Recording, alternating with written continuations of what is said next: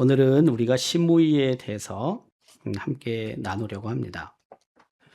시므이의 뜻은 여호와께서 듣다, 여호와께서 들으시다라는 뜻이고요.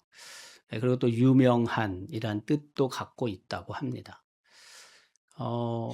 왜 저런 의미를 시므이의 이름이 갖고 있는지는 잘 모르겠는데 여호와께서 들으셨다. 여호와께서 들으신다. 그 사건을 놓고 생각을 해봤을 때 그게 연결점이 만만치는 않은 것 같아요. 뭐 굳이 하나님이 들으셨다와 또 시므이와의 그 사건 관계를 놓고 봤을 때 뭐 이 부분에서는 접촉점이 있어요. 뭐냐면 우리가 지금 이제 하겠지만은 말씀을 나누겠지만은 다윗이 압살롬 아들의 반역에 의해서 도망가게 되고 피난 갈 때 저주를 퍼붓잖아요, 시므이가. 근데 다윗이 다시 회복을 하잖아요. 왕권을 회복하고 돌아오잖아요. 어떻게 되겠어요, 여러분? 그 저주하던 시므이가 다윗 앞에 납작 엎드려서 살려달라고 하잖아요. 그 다윗이 그걸 수용하잖아요. 그리고 살려주잖아요. 이 부분에서는 그의 소원을 하나님이 들으시고 하나님께서 은혜를 베푸셔서 사실 죽어 마땅한데 죽지 않았잖아요. 이 부분은 좀 접촉점이 있다 하는 생각도 들어요. 또 하나는 이제 유명하다는 것은 다윗을 저주한 사람이 도대체 몇 명이나 있겠습니까? 시므이는 다윗 저주해가지고 유명해진 놈입니다. 네, 그렇잖아요. 만약에 시므이가 다윗을 저주하지 않았다면 우리가 시므이라는 이름 자체를 기억하겠어요? 기억 안 하지. 그러니까 어쨌든 나쁜 의미든 좋은 의미든 그런 측면에서 유명해졌습니다. 시므이가. 그래서 그렇게 연결을 시킬 수도 있겠다 하는 생각이 듭니다. 시므이의 가문은 게라의 아들 바우람은 이제 지명인데요. 베냐민 사람입니다. 베냐민 후손이라는 거죠. 그 야곱의 12 아들 중에 막내잖아요, 베냐민이. 베냐민의 후손입니다. 근데 알고 있지만은 우리가 이스라엘의 초대 왕인 사울이 베냐민 지파 사람이잖아요. 베냐민 족속 사람이잖아요. 베냐민 후손은 사실 그 12 지파 중에서 가장 약했죠. 약했는데 사울이 왕이 되면서 그 베냐민 후손들이 이제 핵심적인 세력으로 떠오르게 되죠. 그 베냐민 지파가 살았던 곳 이스라엘 땅에서 그 12 지파가 기업을 분배받잖아요. 근데 그 예루살렘 그 밑쪽으로 유다 지파가 땅을 분배받고 그 위에 베냐민이 있고 그 위에 에브라임 지파가 있거든요. 그러니까 에브라임 지파는 북이스라엘의 대표적인 지파고 유다는 남유다 남쪽 이스라엘의 대표적인 지파인데 그 사이에 있었던 지파가 베냐민이거든 지파거든요. 그러니까 굉장히 중요한 또 역할을 하게 됐어요. 그 사울 왕의 또한 친족이 누구냐면 시므이입니다. 사무엘하 16장 5절은 그렇게 기록하죠. 게라의 아들 바우람에 살고 있는 베냐민 사람이다 라는 것입니다. 그의 거주지는 이제 바우람에 아마 살다가 예루살렘으로 들어온 것 같아요. 왜냐하면 예루살렘에서 벗어나면 안 된다 라는 명령을 솔로몬이 하거든요. 그러니까 예루살렘 아주 가까이 바후람이 있었을 수도 있고 바우림이 있었을 수도 있고 또 한편으로는 바우림이라는 곳에 살다가 예루살렘으로 들어와서 이 시므이가 살았을 가능성도 있습니다. 그 열왕기상 2장 36절, 37절에는요. 솔로몬이 시므이에게 말하고 있는 거예요. 왕이 사람을 보내어 시므이를 불러서 이르되 너는 예루살렘에서 너를 위하여 집을 짓고 거기서 살고 어디든지 나가지 말라. 예루살렘에 살아라. 예, 머물러라. 그렇게 이야기를 하거든요. 그래서 어쨌든 바울임이라는 곳의 사람이긴 한데 바울임에 계속 살다가 예루살렘으로 들어왔는지 아니면 예루살렘에 살았는데 바울임이라는 곳에 원래 그의 고향이기 때문에 그렇게 부르는지 뭐 정확하게 그건 알 수는 없습니다. 어쨌든 바울임과 예루살렘은 그렇게 멀리 떨어져 있는 곳은 아닌 것 같아요. 이게 그 구약 성경에 나오는 지명들이요. 계속 그 이름이 똑같이 유지되는 경우도 있고 전혀 사라지는 경우도 있고 이름이 바뀌는 경우도 있거든요.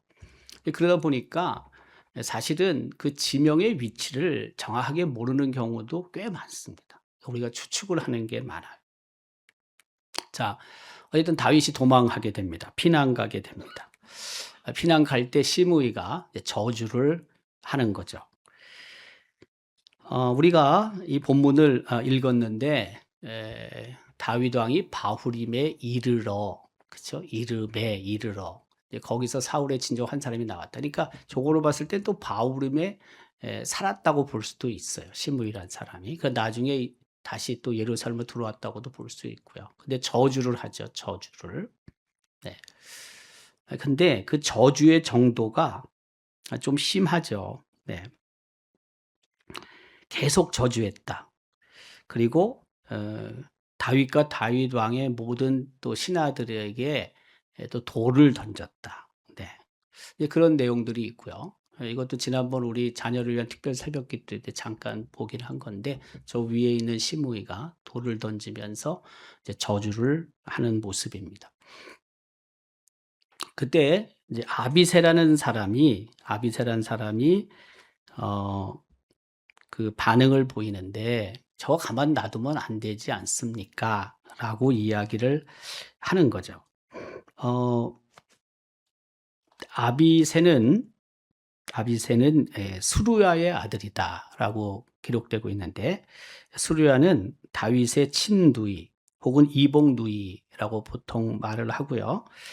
그 다윗에게 아주 중요한 장군들 요압 장군, 아비새 그리고 아사헬의 어머니입니다. 그러니까 저 아비새가 굉장히 다윗에게 중요한 장군이었습니다. 가만히 있지 못하죠. 주군에 대해서 그렇게 저주를 퍼붓는데 누가 그걸 가만 놔두겠습니까? 근데 이제 다윗이 제지를 합니다. 예.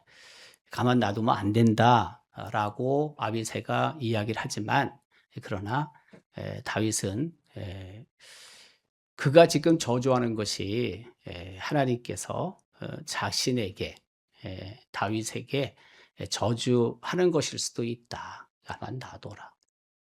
속은 얼마나 쓰리겠어요, 여러분. 자기를 향해서 정말 맞지도 않은 이야기를 퍼붓고 있는데 사악하고 뭐 다윗이 뭐 그렇게 사악한 것 같지는 않은데 네. 어쨌든 그 저주를 퍼붓는 그 시므이를 향해서 가만 놔두라고 다윗이 제재를 합니다. 그 내용이 쭉 있고요. 저주하게 내버려 두라. 예. 그 여러분 누가 나를 향해서 욕을 할 때 그냥 가만 냅두라고 할 사람이 몇 명이나 있겠습니까? 사실. 또 내가 힘이 없다면 모를까 아직은 힘이 있는데 시므이는 혼자 있는 거고 다윗 일행은 장군도 있고 여러 사람이 있잖아요. 충분히 마음만 먹으면은 그 저주의 소리를 더 이상 듣지 않을 수도 있죠. 네.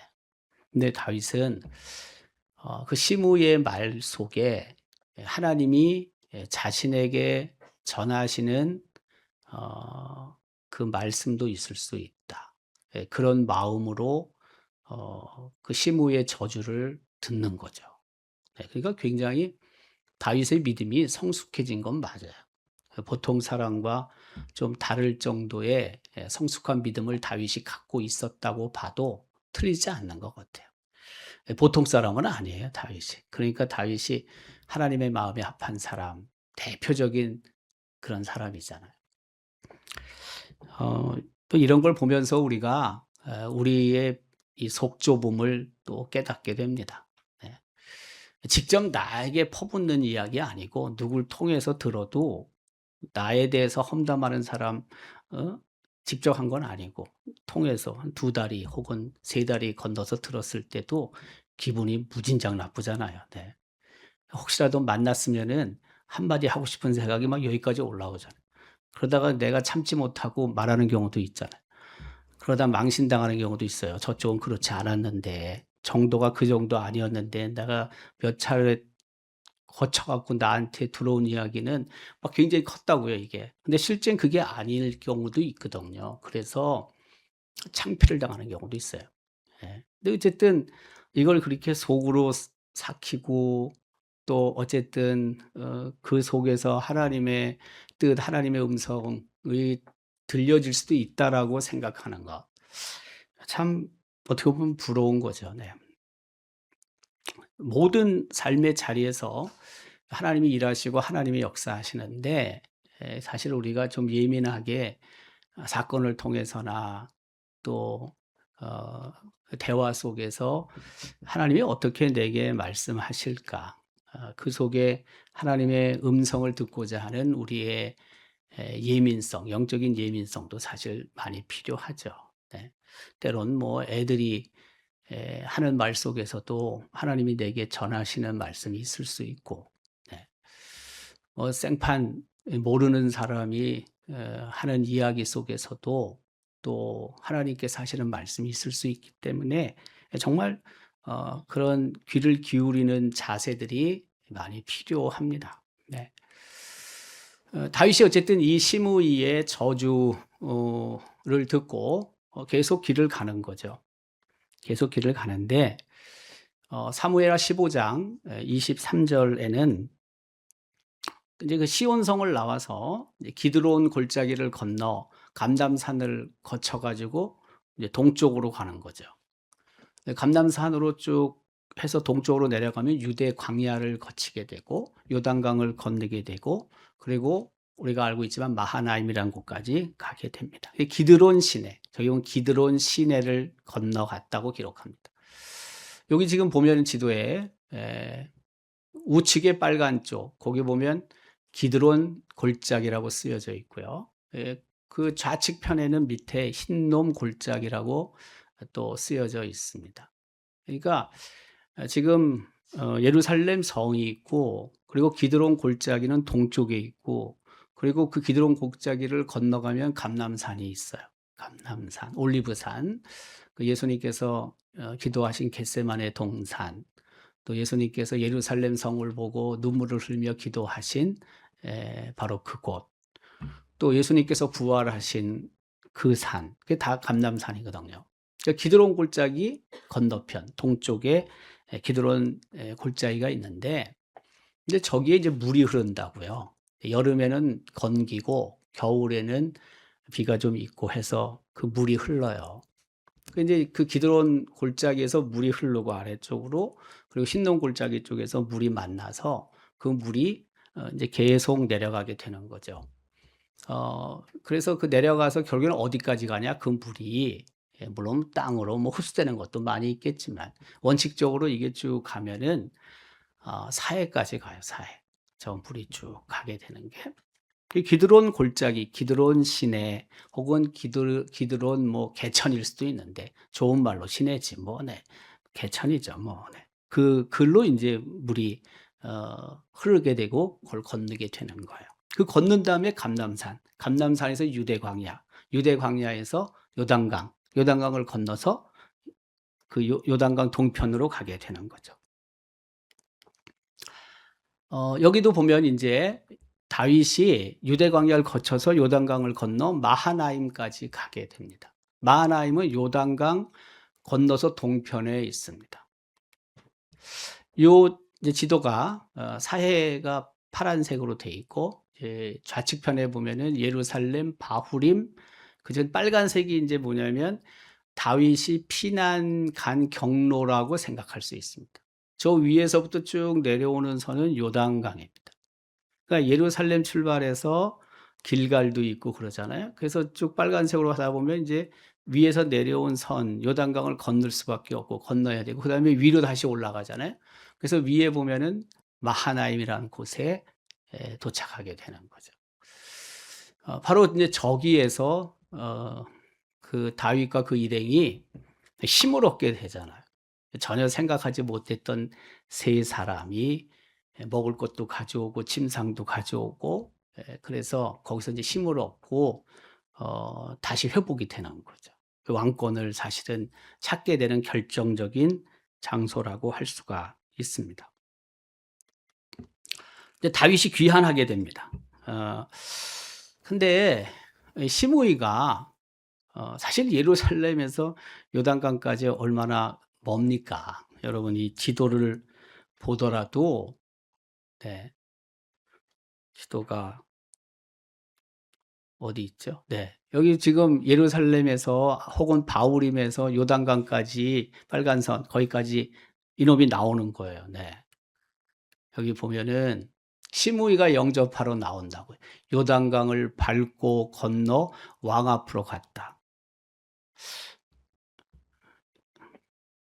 여러분 어떻게 생각하십니까? 네. 네. 자기가 살던 곳에 자기가 저주하던 곳에 있던 게 아니에요.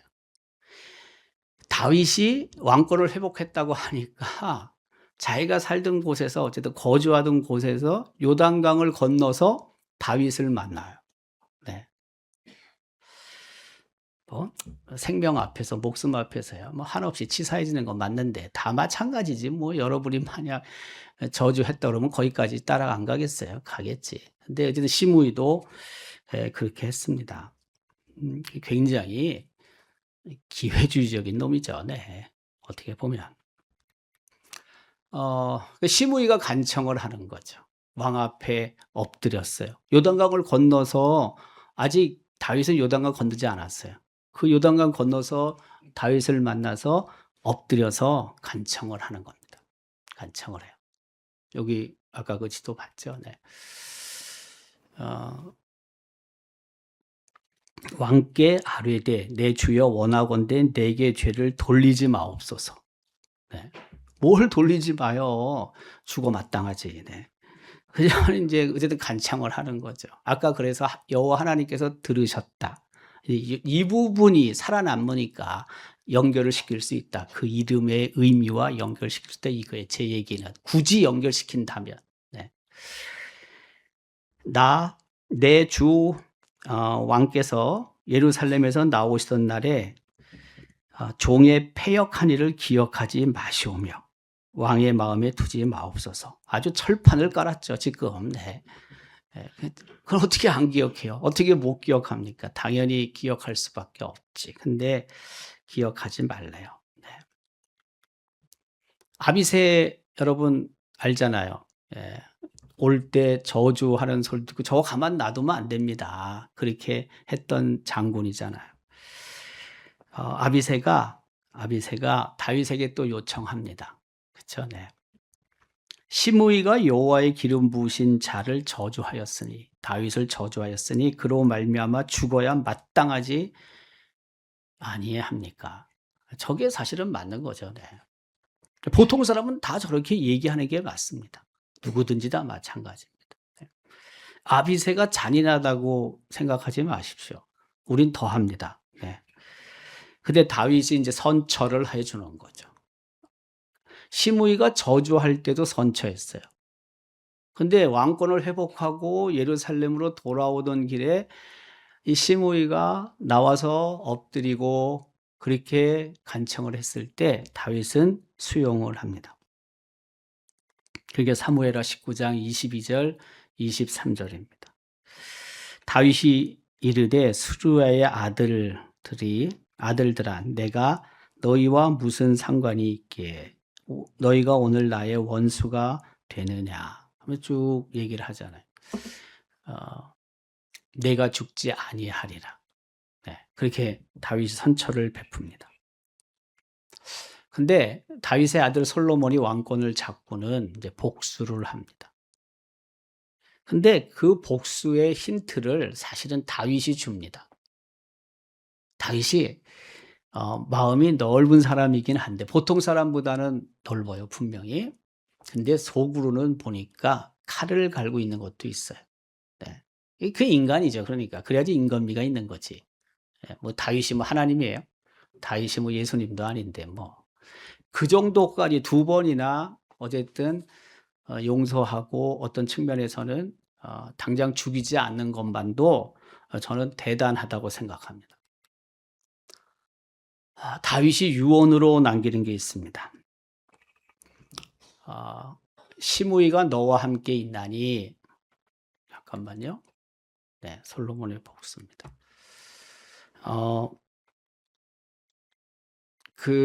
그는 그죠? 내가 마하나임으로 갈 때에 악독한 말로 나를 저주했다. 그러나 그가 요단에 내려와서 나를 영접했다. 내가 여호와를 두고 맹세했다. 내가 칼로 너를 죽이지 않겠다고 약속을 한 거죠. 누가? 다윗이 시므에게. 그러나 그죠? 네. 요 부분만이 없었으면은 참 좋았는데. 네. 이 다윗도 역시 인간이구나. 그 생각이 많이 든다는 거예요. 그를 무죄한 자로 여기지 말아라. 죄가 있다는 것입니다. 너는 지혜 있는 사람이므로 솔로몬 너는 지혜가 있는 애니까 그에게 행할 일을 알지니 그의 백발이 피 가운데 스올에 내려가게 하라. 다윗이 그의 조상들과 함께 누워 다윗성에 장사됐다.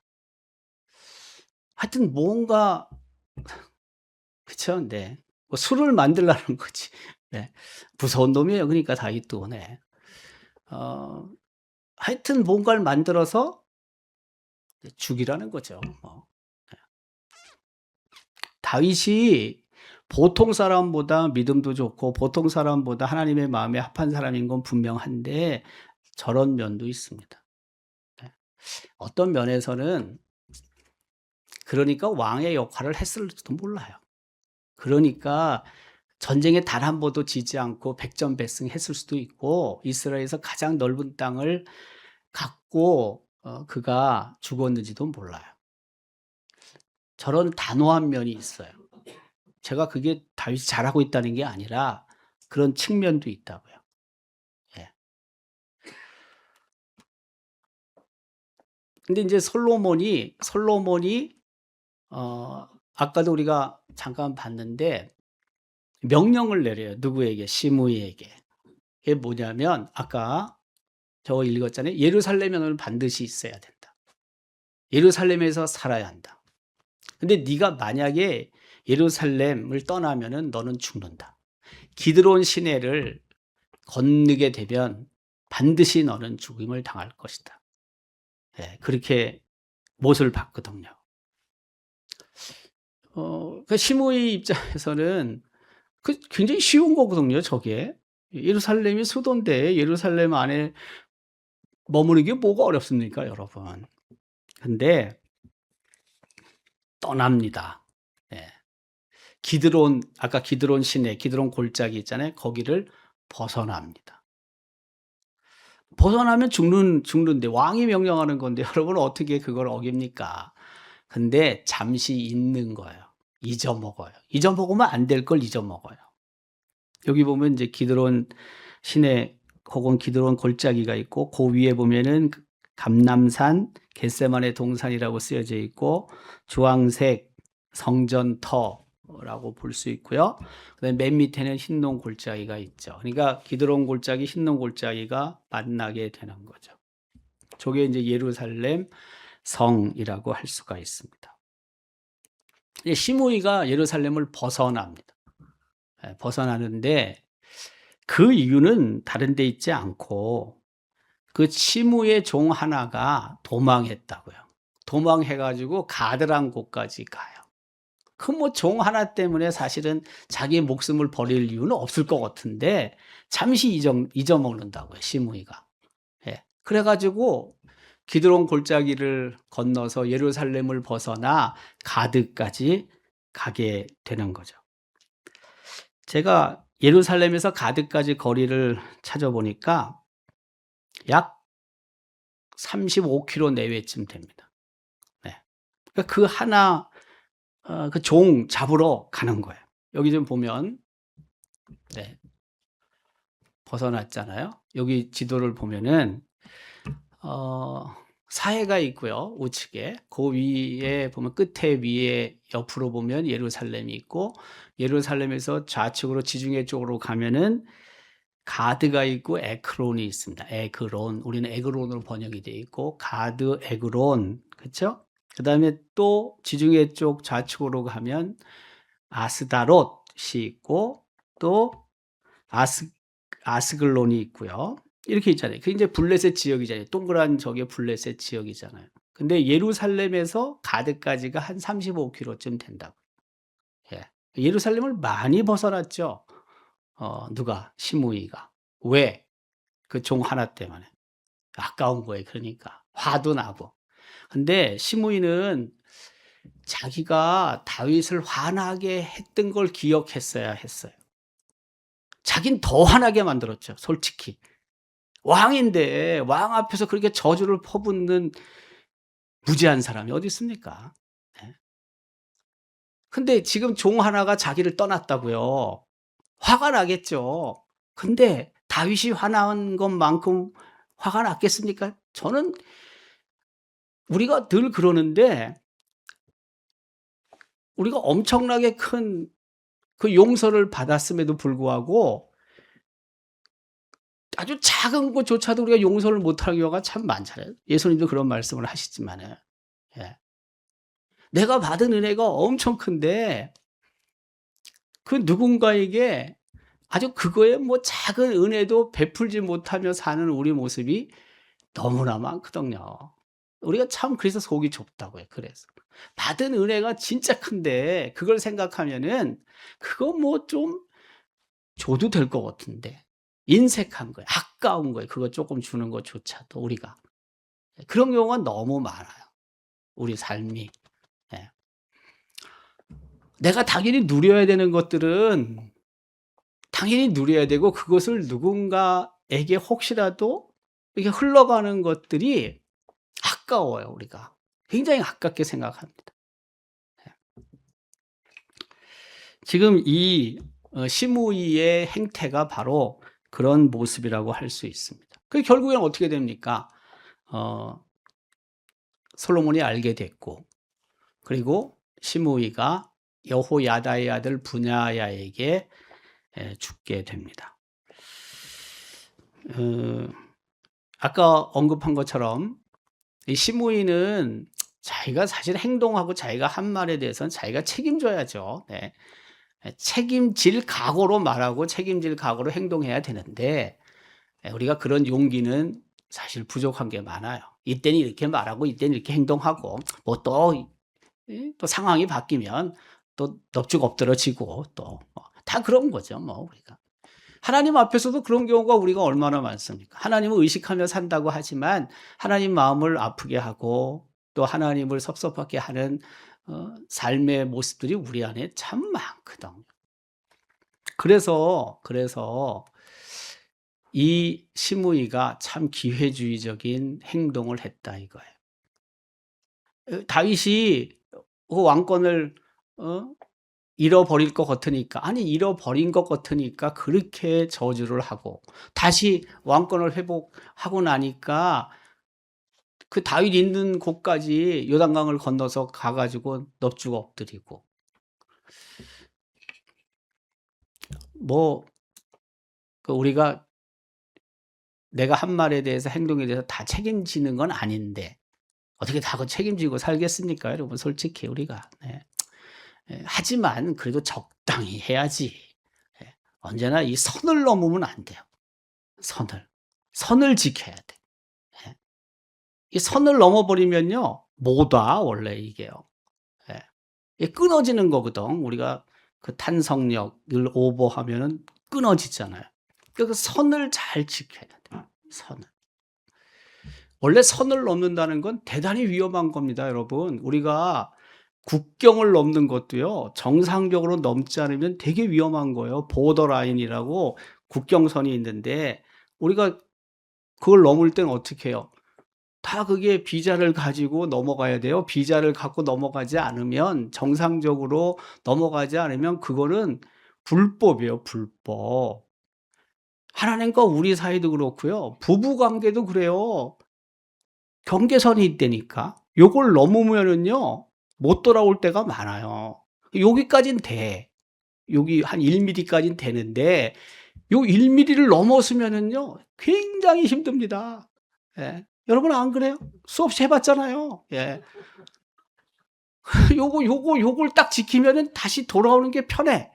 그래서 돌아와, 관계가.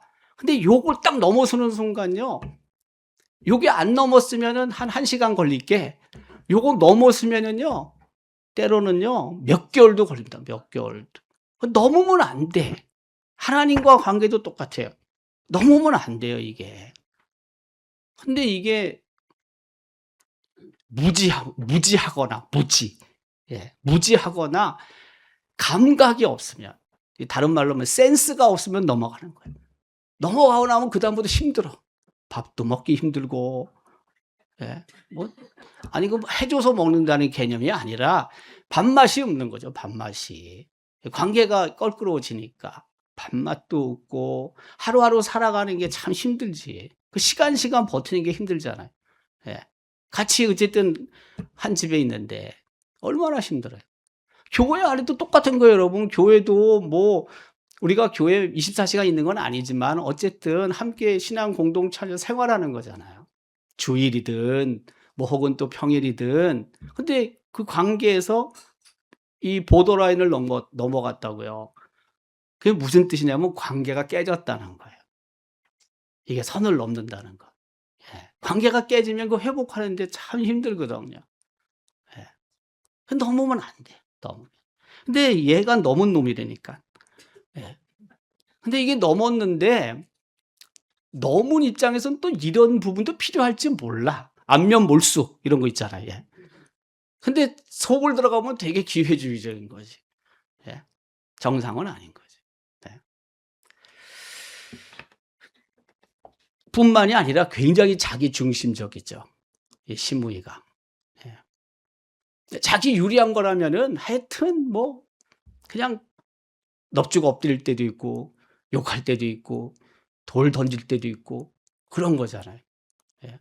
자기 중심적이니까 사실은 자기가 받은 은혜, 다윗으로부터 받은 은혜, 그건 생각지도 않고 가는 거잖아요. 지금 가드로 가는 거잖아요. 35km가 떨어진 곳으로 가잖아요. 얼마나 자기 중심적이에요. 네. 오늘 우리에게 주신 이 말씀은 뭐 특별히 다른 의미보다 어떻게 보면 단순해요. 단순해요. 지켜야 될 걸 지켜야 된다는 거예요. 하나님과의 관계도, 우리 여러 지체들 사이의 관계도 지킬 건 지켜야 돼요. 아버지로서, 엄마로서 자식과의 관계 속에서도 지킬 걸 지켜야 되는 거예요. 그리고 한편으로는 그 지키면서 때로는 인내해야 되기도 하고, 또 어려운 그런 시간들을 우리가 보낼 수밖에도 없지만은, 그럼에도 불구하고 선을 넘지 않아야 돼. 예. 하나님은 용서하시는 분이시지만 그건 다 기억하시는 분이시죠. 기억하시는 분이. 그게 심판하시는 거거든요. 아까 그런 측면에서 다윗은 하나님을 참 많이 닮은 사람이에요. 예. 결국에는 어쨌든 심판에 대한 부분, 하나님도 심판하시는데 그런 면을 다윗도 갖고 있는 거거든요. 오늘 우리에게 주신 이 말씀을 잘 생각하고, 또 하나님께서 원하시는 그런 분수를 지키고, 분수를. 예. 뿐만이 아니라 책임지는 자로 사는 것. 바로 그게 믿음 안에서 더욱 하나님이 원하시는 삶을 살아갈 수 있는 그런 사람들로 사는 거예요. 오늘도 하나님께서 주신 말씀을 기억하고 우리의 삶의 자리가 하나님이 원하시는 아름다운 믿음의 삶이 될 수 있기를 주님의 이름으로 기원합니다.